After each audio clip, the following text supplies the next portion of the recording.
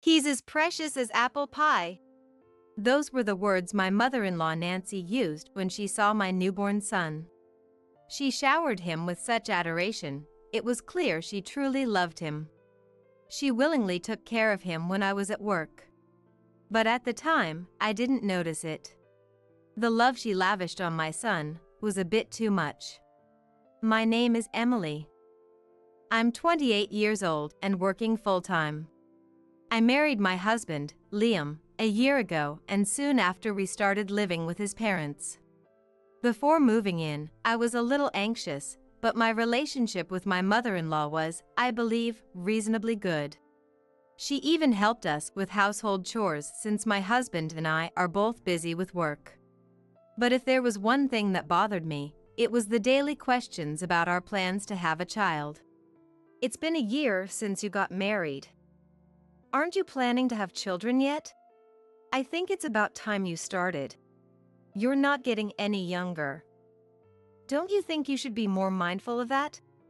Day in, day out, the topic of having kids would come up. Perhaps my mother-in-law meant no harm, but for me, it was becoming a source of stress. It's not like I didn't want kids. But I was also working, and we had financial considerations to think about. My mother-in-law says it's been a year, but from my perspective, we had just been married for a year. I wanted to continue working and, if we were to have children, I wanted a bit more financial security. So, having kids right after getting married was not in my plans. I knew my mother-in-law was looking forward to a grandchild from the start of our marriage, but her constant demands, disregarding our situation, were becoming a problem. Feeling worn out from the constant pressure, one night after my mother-in-law went to bed, I decided to discuss it lightly with my husband. She keeps bringing up the topic of kids. What do you think? The daily remarks are putting a lot of pressure on me. I was honest with him about how stressful it was to be constantly asked about grandchildren, without any consideration of our situation. Well, Mom was really looking forward to a grandchild. But I didn't realize she was pressing you this much. I'm sorry. My husband seemed surprised. He hadn't thought his mother would be so persistent. He promised to talk to her about it. Then my husband made a suggestion. Not because Mom is pushing us, but shouldn't we start thinking about having a kid? You know, I've got a promotion coming up, and it looks like my salary will increase, Liam revealed. So, we'll have a bit more room in our budget, and I think it might be less risky to have a child while you're still young, Emily. He wasn't forcing the issue, but he wanted to add this to the mix. He hoped I would consider it. Well, if your salary is going to increase, that might be a good idea. Okay, I'll think about it. But, for now, please talk to Nancy about easing up. I requested some time to consider, and emphasized to Liam that while I was open to having a child, I needed his mom to stop pressuring us. A few days later, Liam did talk to his mom, and thankfully, her constant prodding stopped. After that, the topic of kids never came up in direct conversations, and before I knew it, I was feeling less stressed. Once things settled down, I found myself more open to the idea of having a child, just like Liam suggested. About the baby, I think we should move forward with what we talked about. Considering our age and health, sooner might be better, I told him. So, we decided to wait for his promotion to be confirmed, and then we would start trying for a baby.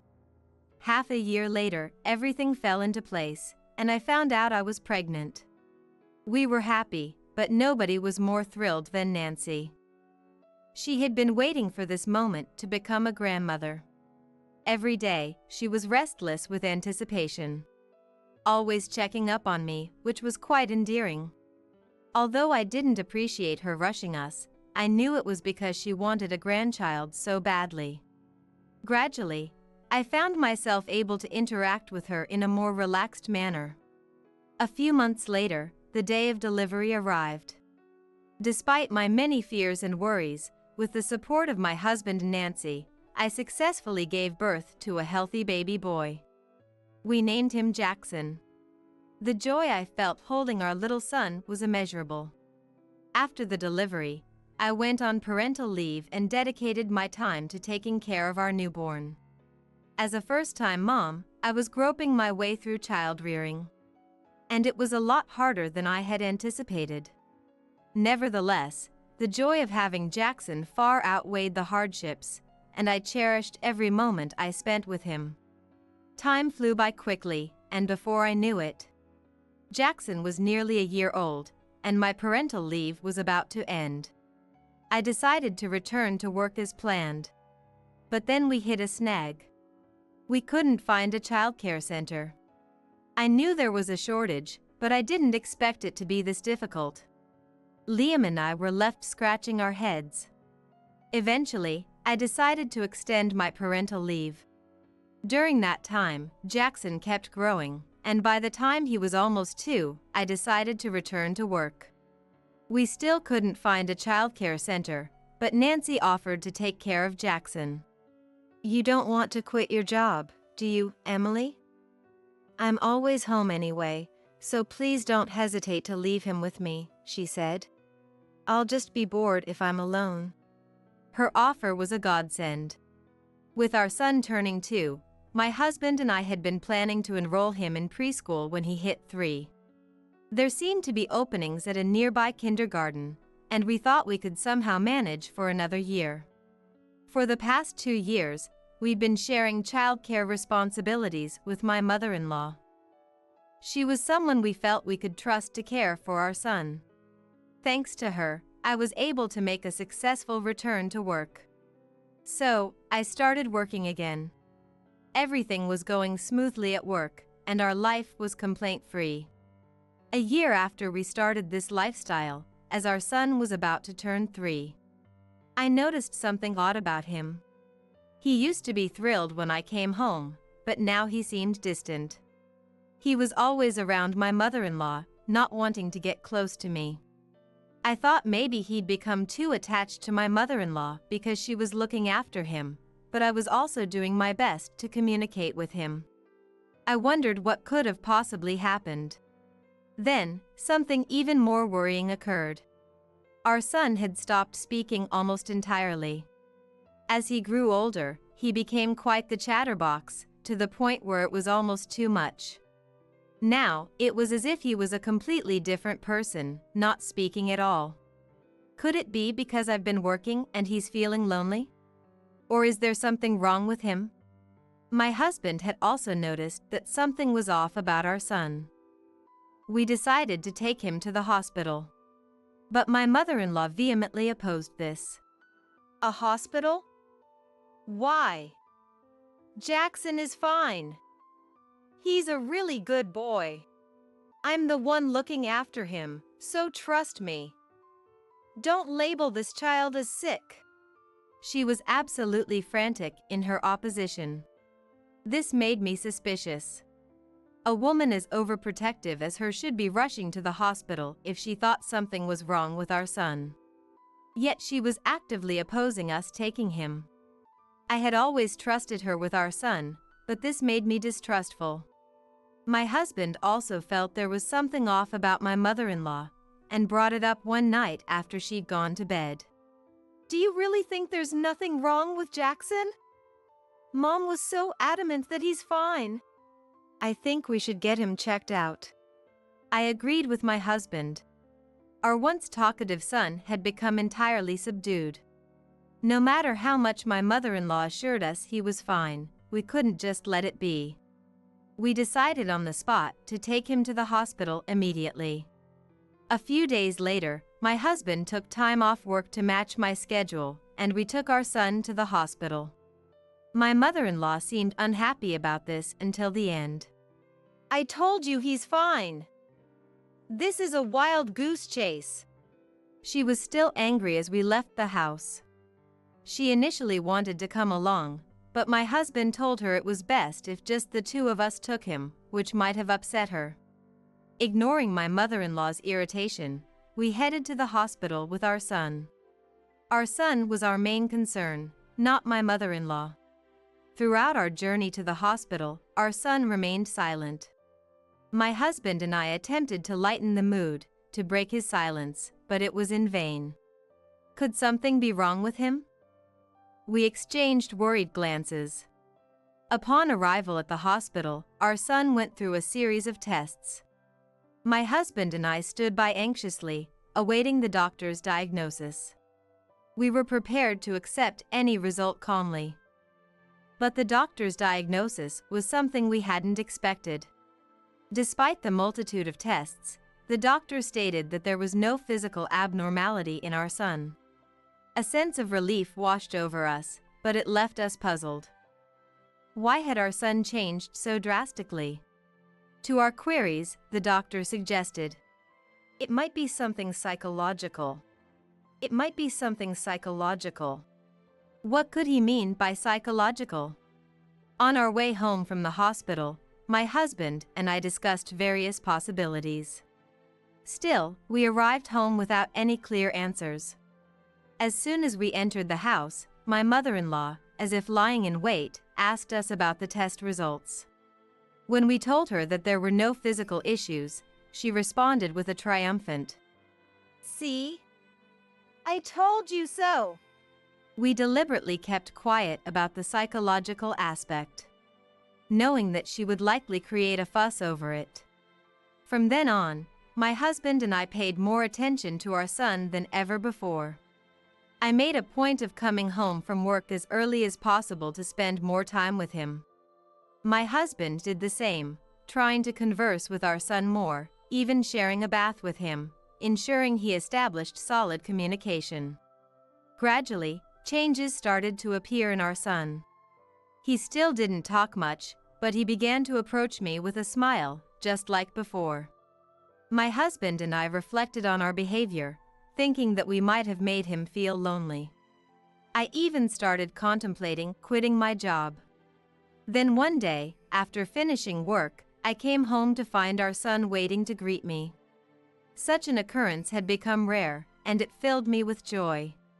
As I patted his head and told him to wait in the living room while I changed, my mother-in-law emerged from the living room. Just as I was heading towards the bedroom to change, she stopped me, saying that she had something to discuss about our son. "Recently, Jackson has been showing a defiant attitude towards me. Did you say anything to him?" She asked calmly, but her smile didn't reach her eyes, which struck a sense of fear in me. "Defiant? I don't see it that way. And I haven't said anything." Upon hearing my response, my mother-in-law glared at me and began to yell. "Lately, he has been ignoring what I say. It's absurd for him to rebel against me when I'm the one taking care of him. He's being strange, rebelling against me who has been treating him so well." My mother-in-law, who had insisted that nothing was wrong with our son when we tried to take him to the hospital. She is now calling him abnormal. Her words intensified my mistrust towards her. Until now, I had left my son in her care, reassured by her apparent affection for him, but I began to question if that was a mistake. However, I saw no strange behavior from her while we were at home together. But the unsettling feeling I had about my mother-in-law just wouldn't go away. I decided to find out the truth for myself. After having a chat with her, I pulled out an old voice recorder I had used for work and secretly set it up in the living room the following morning. I didn't feel great about spying on my family, and I thought my husband might oppose if I told him about this, so I kept it a secret. Obviously, since the goal was to monitor my mother-in-law, I didn't let her in on the plan either. The next day, after I got home from work, I retrieved the recorder from the living room and played back the recording in our bedroom. What I heard was outrageous. It was my mother-in-law saying the unthinkable. My hand was shaking from shock, and I felt a surge of anger. I was mad at my mother-in-law and at myself for not noticing this before. I collected myself, then contacted my husband. I asked him to come home as soon as he could. I was thinking about leaving the house with our son. I apologized for recording without permission. I attached a message and sent him the audio file I had retrieved from the recorder. Then, I quickly returned to the living room, picked up my son and took him to the bedroom. My mother-in-law looked slightly annoyed, but she didn't say anything. As I put my son to sleep in the bedroom, I waited for my husband to come home. Watching my son's peaceful sleeping face, I heard my husband returning home. Then, I heard him yelling from the living room. "Hey, Mom! What is the meaning of this?" He must have rushed back home. My husband was panting. I hurried to the living room as quietly as possible, so as not to wake my son. "What do you mean? What's going on?" There was my mother-in-law, stunned by my husband's uncharacteristic rage. I tried to calm my husband down. "Jackson is sleeping." At my words, my husband seemed to come back to his senses. He took a deep breath and motioned for my mother-in-law to sit in front of us. Wait, what? What's happening?" I placed the recorder in front of my clueless mother-in-law. Then, I explained why my husband and I were upset. "I'm sorry, but we recorded you while you were alone with Jackson. Can you explain this to us?" I said, and played the stored audio. The numerous words that my mother-in-law had presumably spoken to my son filled the room. It was painful to hear them again, but my husband and I silently endured it and let her listen. "When will you understand? I am your mom. You should call me Mom, okay? That woman is not your mom, so don't get along with her even when she comes back. You've been clinging to that woman lately, and you even welcomed her home yesterday, but you don't have to do that." To my shock, my mother-in-law was demanding our son to call her Mama. And even when I, his actual mother, returned home, she insisted that he shouldn't get close to me. I was stunned into silence when I first heard about it. It also made sense why our son had been acting odd. "That woman she's referring to is Emily, right? What on earth does she mean by teaching him Emily isn't his mother?" My husband calmly, yet angrily, confronted his mother. Rehearing the recording, I realized how unsettling it was. "No, you got it all wrong. This is just a game. I'm just trying to make things fun for him." A pathetic excuse spilled from my mother-in-law's mouth. What kind of a game was this supposed to be? To think she would act normal around us, but fill our son's head with such nonsense behind our backs. "You claimed that our son was abnormal, but isn't the abnormal one here you?" All our son did was not act according to her whims, and that's why she labeled him as abnormal. There's nothing strange about a child wanting to be with his mother. But my mother-in-law couldn't stand it. "A game, huh? Do you really think such an excuse would work? Explain yourself." My normally mild-mannered husband, for the first time, interrogated his mother with a stern look. Caught in a bad position, my mother-in-law fell silent. No matter what we said, she kept her head down without responding. Finally, my husband, losing his patience, slammed the table and declared, "We cannot allow someone who does such bizarre things to be near our precious son. We're leaving this house." Upon hearing that, my mother-in-law, who had been looking down, quickly raised her head. "Huh? Leave? What do you mean? What are you saying? I absolutely hate this idea. It's going to be troublesome. I apologize. Please forgive me." She must have realized what it meant for us to leave. The previously silent mother-in-law suddenly began to apologize. If we left, not only would she lose her grandson she longed for, her life would also become difficult. We had been taking care of most of her living expenses. I felt deep contempt for her when she raised her voice the moment she realized her future living conditions were in jeopardy. "Do you think a mere apology can solve this? Do you know how our 3-year-old son felt? Thinking about our son, I couldn't hold back my tears. My husband seemed to feel the same. His eyes red, he threw an even colder gaze at his mother. We're leaving whether you're troubled or not. As far as we're concerned, you're no longer family. With that, he grabbed my hand and headed for our room. We began to pack, picked up our sleeping son, and left the house. The moment we left, my husband apologized to me for his mother's behavior. But I couldn't bring myself to blame her alone.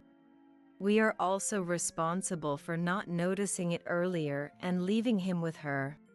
Hearing that, my husband murmured in agreement.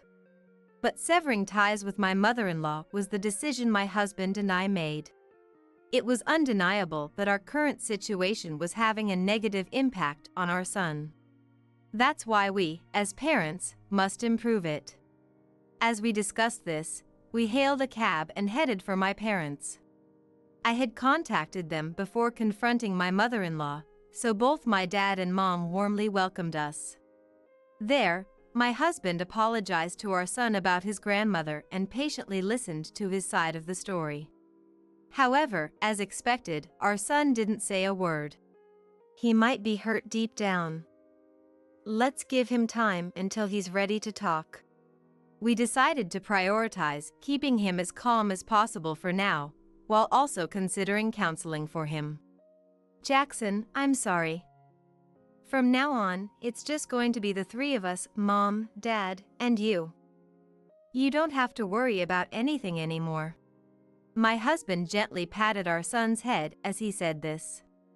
Then, in a feeble voice, our son said, I don't like Grandma. Jackson, can you talk? Surprised, I raised my voice. Both my husband and I, holding back tears, waited for our son to say more. Once we told him he would no longer be living with his grandmother, he slowly began to share everything. The fear of her rage if he didn't treat her as his mother, which made him unable to say a word. Being told that I was a wicked demon and that he should stay away from me. And the confusion he felt, because he loved both me and his father, and didn't know what to do. In his own halting words, he spoke slowly. I deeply regretted ever trusting my mother-in-law and focusing solely on my work. My husband and I continued to apologize to our son, telling him that from now on, it would be just us 3, always together. We tried our hardest to convey to him how much both of us loved him. Since then, until we found our next home, we lived at my parents' house. Thanks to my mother-in-law's absence, our son started regaining his cheerful self, even speaking with me normally again. Every day, I am sincerely glad to see his smile back. My husband gets daily messages from his mother, begging him to come back home, but he never responds. I used a blocking feature to avoid getting any messages from her. Just the other day, my husband went alone to his parents' house to retrieve our belongings. He apparently completely ignored his mother even then. He told me she was crying loudly, like a child. Even seeing my mother in that state, I felt no sympathy. The only family I need to protect now is Emily and Jackson. I can't tolerate anyone hurting them, even if it's their own grandparents. That's what he said while talking about his mother. I am deeply grateful to my husband for taking immediate action to protect our son. I truly feel that being able to live with my precious family is the greatest happiness. I do feel a little sorry for my mother-in-law, who lost that. Eventually, my husband cut off all contact with his mother, and we moved to a new home. We've arranged to hear from a relative if anything happens to his mother. According to this relative, she's completely deflated, and she seems to be getting more and more depressed every day. She doesn't seem to have much room in her life, and apparently, she spends her days crying alone in her large house, without ever going out. On the other hand, we moved to a secure condominium and started our new life. I quit my job to spend more time with my son, and together with my husband, we're doing our best to take care of his mental health. Thanks to that, our son seems to be back to his energetic self. Sometimes he can be a handful, but even that, I find endearing. I want to continue watching over my husband and son, to ensure that our son never has to go through anything tough again. Because that is our greatest happiness. Those bags are for you and Dad to take. Get out of here, will you? I couldn't hide my shock at the sight of the bags piled up at the front door. Everything in them belonged to me and my husband, from clothes to daily necessities. What's going on? Why are you kicking us out of our own home? My hands trembled with anger at the sheer injustice. Seeing my reaction, my son and daughter-in-law smirked. We're taking over this house before Dad gets back from his business trip. Consider it our wedding gift. That's absurd. You can't do that. Well, you didn't give us any wedding money, so it's only fair. You're old anyway. Why don't you go to a nursing home or something? Mia said, and Alex burst into laughter. Great idea. Off to the nursing home with you. They both jeered at the idea of sending us to a nursing home. I found the situation so ridiculous that I burst into laughter. They looked at me suspiciously, but I didn't care. Are you sure you won't regret this? Regret? We'll feel relieved. All right then, suit yourselves.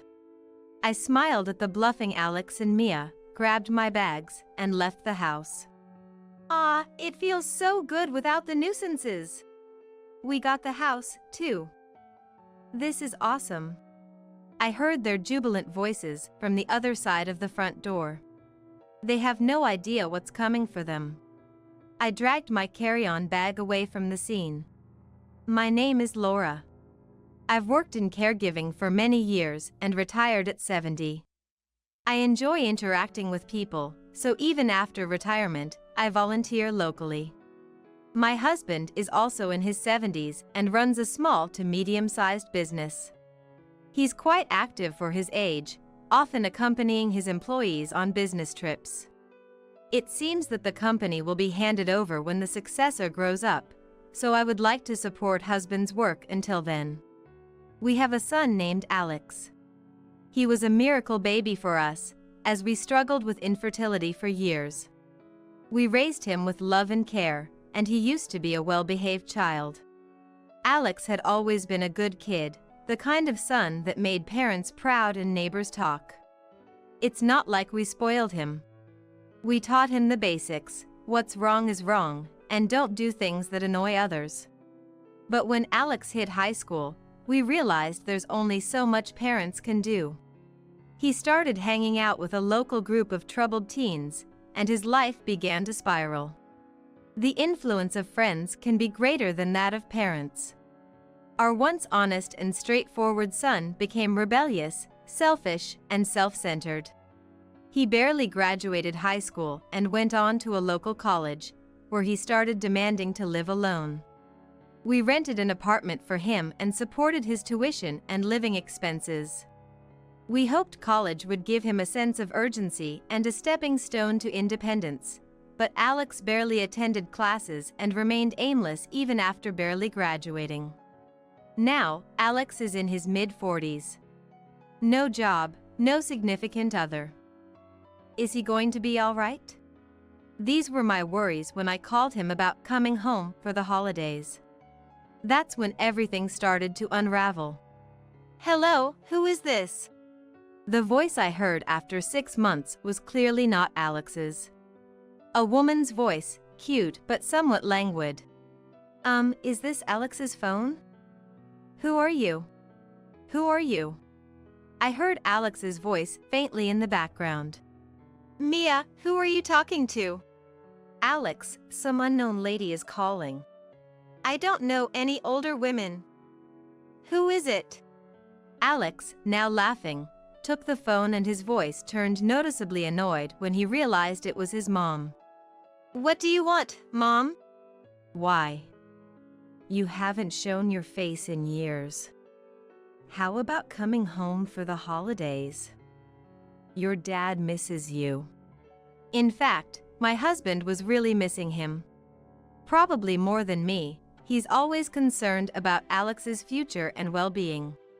Maybe it's because they used to fight a lot during his teenage years. But Alex's response was cold. Nah, coming home is a hassle. I'm staying here with Mia. At least call your dad. Yeah, I get it. So, the girl earlier, Mia? Are you dating her? Living together? I couldn't help but ask about the woman I had just spoken to. Would a girlfriend really answer her boyfriend's phone without permission? Would she rudely address a stranger as you and speak without any courtesy? Honestly, it was pretty outrageous. But instead of answering, Alex just clicked his tongue in annoyance. Ugh, so annoying. What did you say? You guys are always so annoying, always meddling in my business. Without a shout, he hung up the phone. I'd been yelled at during Alex's rebellious years, but I never thought he'd speak to me like that as an adult. I stood there, phone in hand, stunned. I'm home. Did you talk to Alex? That night, I told my husband about the rude woman who answered the phone and the harsh words from Alex. My husband looked serious but eventually said, Well, he's working, even if it's temporary employment. Let's give him some space. Maybe my husband was right. I was shocked when Alex changed in high school, influenced by his surroundings. I've been anxious that he might be hanging out with the wrong crowd or dating someone questionable. Maybe my over-involvement was getting to him.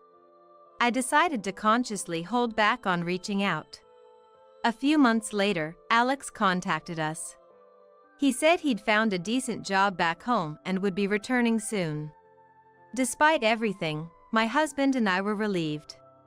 It's unsettling when your child is far away, and comforting when they return. But when Alex came home, he brought an unfamiliar woman with him. This is Mia. We're getting married. My husband and I couldn't hide our surprise at the sudden marriage announcement. Especially since Alex was still a temporary worker. And Mia apparently wasn't working steadily either. Could they really get by without stable income? Welcome, Mia. Wow, Alex's family home is so old-fashioned. Is the floor going to collapse? How long have you two been dating? I don't remember. Are you the type to worry about the details, old man? Mia's answers to our questions were dismissive. Alex didn't correct her, he just laughed along. My husband and I exchanged a glance and shrugged in disappointment. This is bad. My husband's words sounded like he was pitying them. Despite our objections, Alex and Mia went ahead and registered their marriage. When we said we wanted to meet Mia's parents, she told us it wasn't necessary, denying us even a meeting of both families. Moreover, upon moving back to their hometown, Alex and Mia started living in a brand new apartment. It's so different from the rundown place we were living in before, Alex said, clearly pleased. But with their unstable income, there's no way they could afford the rent for such a nice, new place. Sure enough, they started relying on our money. We decided to help with the rent, thinking they'd have expenses as newlyweds. But they also started coming over more often to eat, perhaps to save on groceries. Yet Mia's attitude remained the same. What's with this side dish? It looks disgusting. It's always been like this. Lacks color or something, Alex chimed in. I was getting irritated. If you don't like it, you don't have to eat it. You're the ones who keep showing up. I'm just cooking extra for you. Mia seemed unfazed and didn't take my words to heart. Influenced by her, Alex became increasingly rude to me and my husband, making us dread interacting with them. Then, suddenly, my husband had to go on a business trip. He had to spend several weeks in another region with a potential successor for the company. During that time, I'd have to deal with Alex and Mia alone. I'm really sorry to leave you alone at a time like this. It's fine. You're about to retire from being the boss anyway. And look, we have something to look forward to. True. It's just a matter of enduring until that's completed. Don't let those two get to you too much. We encouraged each other, and a few days later, I saw my husband off. After that, for some reason, Alex and Mia stopped coming over, and a brief period of peace was ensued. I was busy with my re-entry volunteer activities, so it was good not to have to deal with them. But one day, I came home to find Alex rummaging through my dresser, where I keep my banking cards. What are you doing? I turned on the lights and shouted. Alex tossed the banking card he was holding. Bad timing. You shouldn't have come back. Do you even realize what you're doing? We're family, so give me some money. We didn't even get a wedding gift from you. Alex lamented not receiving a wedding gift, but that's to be expected. After all, my husband and I still haven't accepted his marriage to Mia. We're already helping with their rent and providing meals. And now he's trying to steal his own parents' banking card? Unbelievable. I immediately kicked Alex out. I don't remember raising a child who would steal money from his parents. If you ever do this again, we're done. I hurled these strong words at him, and he left, clicking his tongue. I immediately called my husband to tell him what had happened. Even though we're family, the fact that Alex was trying to forcibly take money alarmed my husband. That Alex would do something like this. I warned him we'd cut ties if he does it again, but there's no guarantee he won't. Let's move the banking cards to a different location for now. I'll be back in a few days, and we can have a proper discussion then. All right, I'll be waiting. Only a few more days until my husband returns. I hid our valuables and braced myself for any surprise visits from Alex and Mia. But I never expected them to resort to such drastic measures. One day, when I returned from my re-entry volunteer activities, I found a truck parked in front of our house. Boxes and furniture were being carried in by movers. I rushed inside and found Alex and Mia. What are you doing? Mom. Sorry, but we've decided to take this house. Owning a home is an asset, right? So, it's better if we live here instead of you old folks. Mia said, laughing. I was too confused to comprehend what they were saying. Besides, Dad's still working at 70, right? Even now, he's on a business trip. I don't want to end up like that. Working hard is for suckers. While you guys are still healthy, we're taking what we can. Remarks that make a fool of her husband. Alex's words were a mockery of my husband, who has worked hard as a small and medium-sized business owner. I understand that it's been tough getting the business off the ground, but to me, this felt like an unbearable insult. Those are your belongings. Get out. Alex pointed to several bags packed at the entrance. I couldn't hide my shock. Everything from our clothes to daily necessities had been shoved into bags. Why should we have to leave the house we live in for you too? Faced with such unjust treatment, my hands trembled with anger. Seeing my reaction, the couple grinned. We're going to make this house ours before Dad gets back from his trip. Consider it a wedding gift. That's impossible. You didn't give us a wedding gift, so this is only fair. You're old. Why don't you go to a facility or something? When Mia said that, Alex joined in with a big laugh. That's a great idea. Old folks should go to a facility. As they chanted, urging me to go to a facility, something in me snapped. And I burst into laughter. The two of them looked at me suspiciously, but I didn't care. Are you sure about this? You won't regret kicking me out. Huh? We'll feel refreshed. All right then, suit yourselves. I smiled at the defiant Alex and Mia, grabbed my bags, and left the house. Ah, it feels so good without the nuisance. We got the house, too. This is awesome. I could hear their jubilant voices from the other side of the front door. They have no idea what's coming their way. Dragging my carry-on bag, I left the scene. A month later, I received a call from Alex, who knew I was now living with my husband who had returned from his business trip. Hello, Alex? What's going on? Mom, it's terrible. The house. What happened to the house? Alex's voice was clearly panicked. Even without asking, I could tell something urgent was happening. Actually, I already knew why Alex was in trouble. Did you know this house is going to be demolished? Oh, did I forget to mention that? My feigned ignorance was met with Mia's voice. What the hell, MIL? Did you set us up? You moved in without knowing anything. Besides, how could a house that you didn't inherit become your asset? Mia was still ranting, but I didn't care. The house they took from us was scheduled for demolition. Once my husband returned from his trip, we planned to tell Alex and move into our newly built one-story home.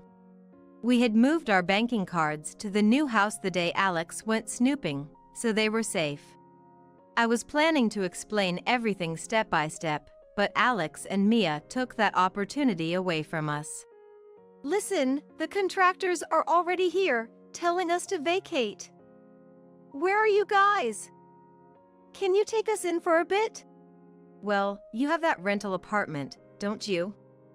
You were living there originally, so you can just go back. We thought we'd get the family home, so we already terminated the lease. I was utterly amazed at my own son's lack of crisis management skills. It seems Alex and Mia had prematurely terminated their apartment lease, thinking they could live in the family home and use the money I was paying for rent however they wanted. Only then did they find out the house was going to be demolished. But that's not our problem anymore. You guys better leave soon. If anyone other than the owner, my husband, is found living in a house scheduled for demolition, you could be charged with trespassing. Come on! We're family, help us out! You're the ones who told your parents to go to a facility, right? I did as you wished, so figure out the rest yourselves. With that, I hung up the phone without waiting for a reply. After that, the demolition began, and the house my husband and I had lived in for years disappeared without a trace. I thought the situation might turn into a police matter if Alex and Mia didn't leave by the deadline, but it seems my worries were unfounded. Life was peaceful for a while, but the calls from Alex and Mia didn't stop. We even changed our phone numbers, but they managed to track us down through local volunteer connections. Their demands were, as always, about money. Alex and Mia, without stable jobs and now without a home, were living in company housing while working at a factory. Despite having a roof over their heads, they still wanted to live luxuriously on someone else's dime. If you don't give us money, we'll show up at your house. My husband and I became a bit concerned upon hearing this desperate threat. Only a handful of people know the location of our new home. My husband had just retired as the CEO and passed the reins to his successor, but he had told some people at the company about our new residence. I don't think our employees would leak information to someone like him. Maybe we should talk to them just in case. While we were discussing this, Alex and Mia showed up at my husband's company. The current CEO informed us about their visit. Did they cause any trouble at the workplace? We were quite concerned, but the current CEO assured us that wasn't the case. The employees had heard my husband complain about Alex and Mia before, and they were appalled by their actions towards us. So, when Alex and Mia showed up at the company, they were firmly turned away. They persistently demanded to know our whereabouts, but the CEO assured us he didn't reveal anything. He even told them off, asking how much more unfilial they could be, and chuckled as he told us. Alex and Mia left the company in frustration and haven't returned. The CEO promised to inform us and take legal action if they try any harassment, which we gratefully accepted.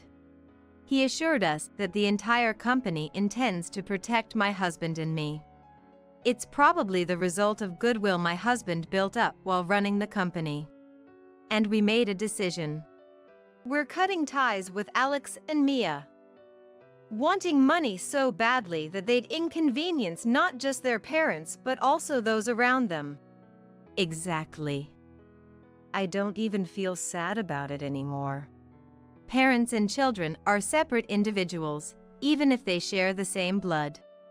There's a limit to how many times you can forgive terrible behavior. What follows is something we heard through my husband's contacts. Alex and Mia are apparently working non-stop at the factory. They've angered the factory manager by slacking off and doing a sloppy job with assembling parts. It seems they're now paying the price for their previous laziness.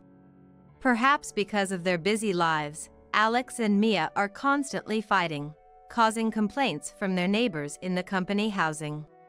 Saving money is difficult for them, as their hobbies include playing the lottery and smoking, both money-draining activities.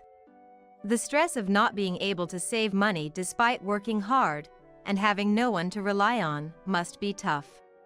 But I can't bring myself to feel sorry for them. They've never worked a proper job, which is why they could shamelessly ask for money. I hope their factory jobs will lead them to change their ways, even a little. I still get occasional calls and emails from Alex. He writes things like he's sorry for what happened and wants to get along as a family. He seems to have changed a bit, but I still can't trust him. Only when they become self-reliant and considerate can we share a life together. As long as they're preoccupied with themselves, a fresh start will be difficult. Since retiring as CEO, my husband has taken up home gardening, something he's wanted to do since he was young. I assist him with his gardening while continuing my re-entry volunteer work in our new location. I had hoped to live peacefully with our son and daughter-in-law. Ideally, I would have wanted to live peacefully with our son and his wife. That wish may not have come true, but as long as I know they're alive and well somewhere, that's enough for me. The time I spend with my husband is more precious and warm than anything else. I intend to protect this invaluable happiness and lifestyle with all my might.